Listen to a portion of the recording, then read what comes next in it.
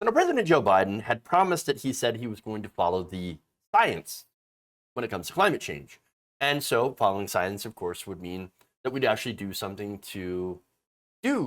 about climate change and reducing it and making sure that, of course, our society and world is still livable for human beings. Now, part of that, of course, is trying to go carbon neutral. Well, in order to go carbon neutral, we would have to massively cut back on oil drilling and exploration, not only ending current leases for oil and gas, natural gas and coal, but also, preventing new leases from happening. Unfortunately, well, that's not going to happen. According to Walker Bragman, writing for the Daily Poster, the White House is now arguing that a court order it opposes and is appealing requires federal officials to lease more than 78 million acres of the Gulf of Mexico for fossil fuel exploration. So again, these leases, of course, were expanded under Donald Trump, President Trump. And so Biden, so interestingly enough, right? So before I get into the details of what's going on, the Biden administration says, well, we don't want you to develop on these lands. We're going to try to stop that, or develop in the ocean for oil exploration. But we can't do anything about it. Now, environmental groups are saying, no, that's actually not true. Federal law actually gives the administration broad discretion over whether or not to hold such sales or leases. And yet, Biden's officials have instead used that power to officially declare that the warnings in the recent IPCC report does not present sufficient cause to reevaluate the drilling plan. So now, the article, let me read from that. With the help of the nonprofit public interest organization Earth Justice, several environmental and Gulf groups have now launched a lawsuit against the administration to stop the Gulf lease sale. The complaint argues the environmental analysis behind the lease sale is based on outdated and arbitrary science in violation of federal law. So now that's important because the Biden administration could go and order a review because of that outdated science, and therefore put a stop to the sale and leasing of that area in the Gulf of Mexico. So now, Haley Templeton, Deputy Legal Director of the Friends of the Earth, one of the environmental groups involved in litigation, said this, quote, "Been very patient with this administration. The honeymoon's over. Now September. They've been in office for 8 months. It's time for them to show that they have priorities and are meaningfully going to move in the right direction." But of course, they really haven't, but they've also tried to give the illusion that they are doing something about this. And that's what's pissing people off. So now let me explain how that happened. So now Joe Biden, when he got into office about a week after, did an executive order saying, okay, no new oil and gas leases, and we're going to review our existing permits. So now that was promising, of course. They also said that they canceled the planned lease sales of 78.2 million acres in the Gulf of Mexico for oil and gas exploration.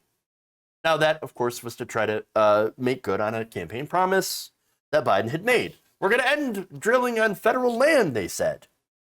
Now, after that happened, Republicans predictably sued the administration. It's 13 Republican states, attorneys general. Those attorneys general involved were all members of the fossil fuel-funded Republican Attorneys General Association. And Alabama Attorney General Steve Marshall is the association's policy chairman. In June, a Trump-appointed federal judge in Louisiana, Terry Doughty, granted those 13 states a nationwide preliminary injunction against Biden's drilling moratorium. After that, the Republican states involved in the lawsuit also filed a motion to hold the Interior Department in contempt for refusing to follow that order. That motion sought to compel the department to hold the Gulf of Mexico lease sale immediately. The administration appealed. However, on September 1st, just days after filing that appeal, the White House posted a new record of decision online stating that it would be moving forward with the Gulf of Mexico lease sale and saying the IPCC report would not change its environmental views on the plan.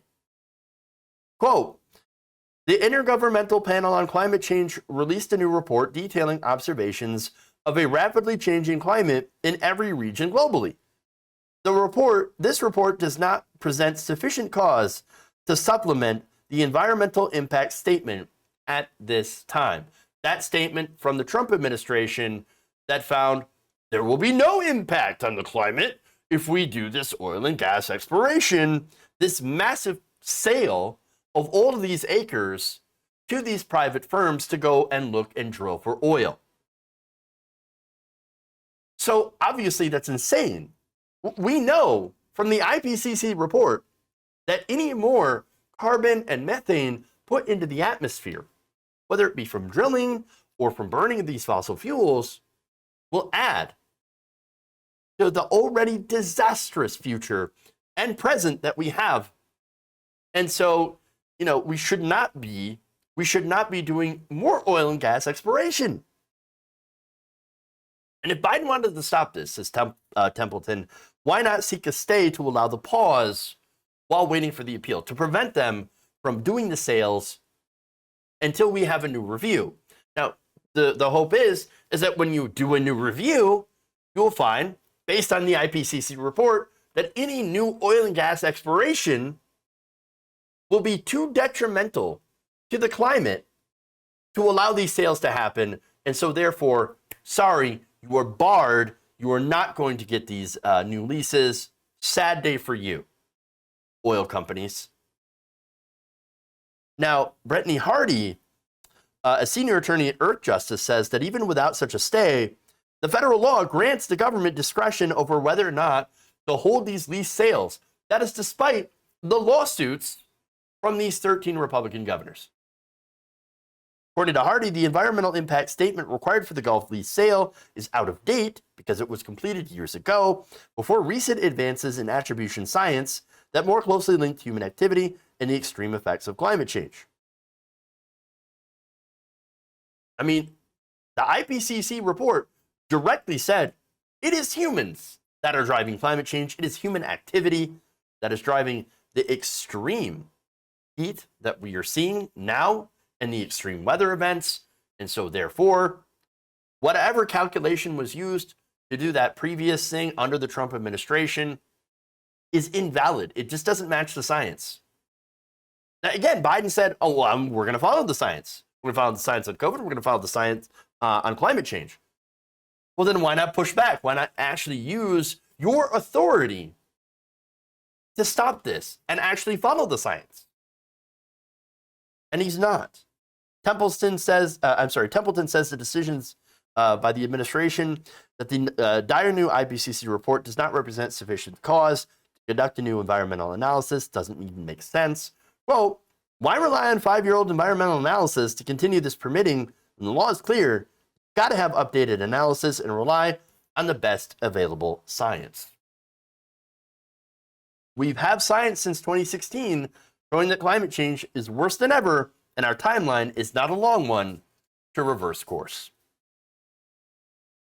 So now let me get to the politics of this, right? So look, there's a pattern with Joe Biden of course, choosing corporate interests over everything else. But interestingly enough, so what he does, and again, this is going to the both, like the try to pandering to the both sides of this thing. So he'll do some things like the moratorium that look promising or even good. And we're like, hey, great. We want to give him credit, right? Because we want good things and we want to avoid doing bad things. All right. That's very, very simple. So now what happens? Well, it either expires, the things that he does, or a judge from the Trump administration blocks it. And then what happens? Well, Biden just throws up his hands. What can I do? Oh, we got blocked. Well, the Senate parliamentarian, what are you going to do? I mean, they wouldn't allow us to put, they wouldn't allow the Senate to, put $15 minimum wage. What are you going to do? And the rest of the Democrats, the same thing. Throw up their hands, give up.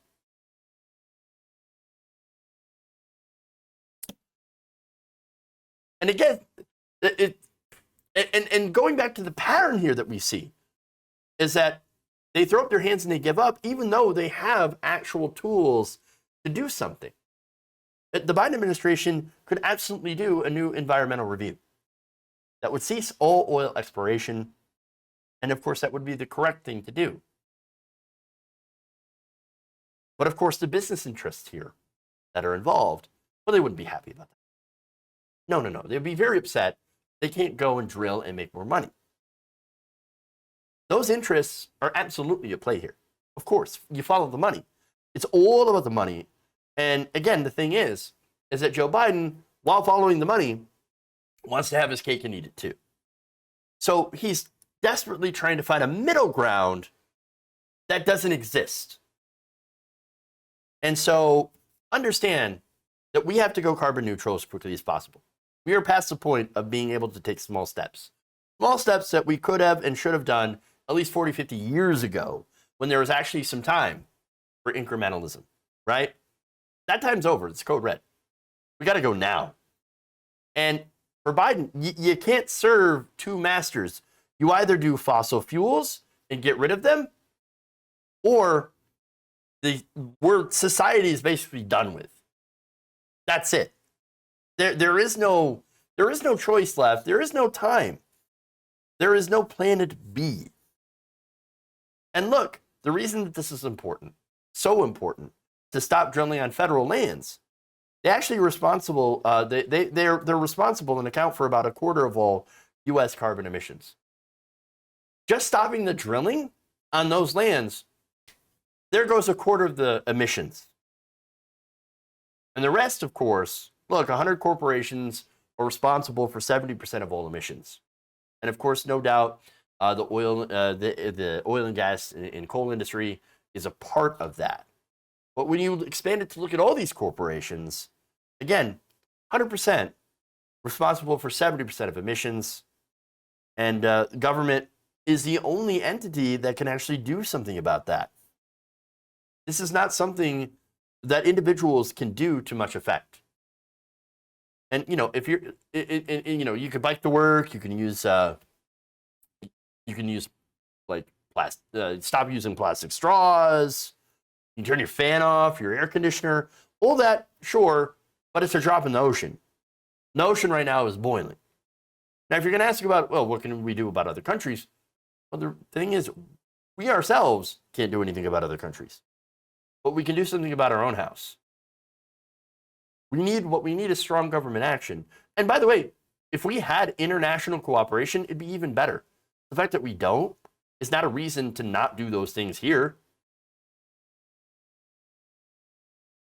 And so understand that, we have to do all that we can